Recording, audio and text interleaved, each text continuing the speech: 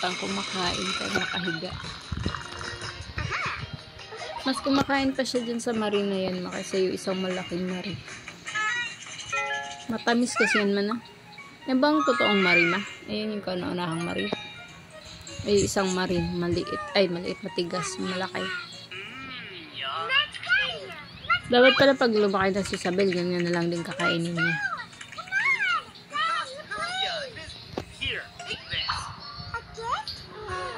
Water mo, baby, ah.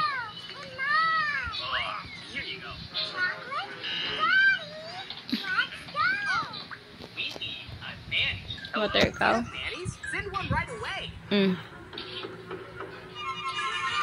Ah, water.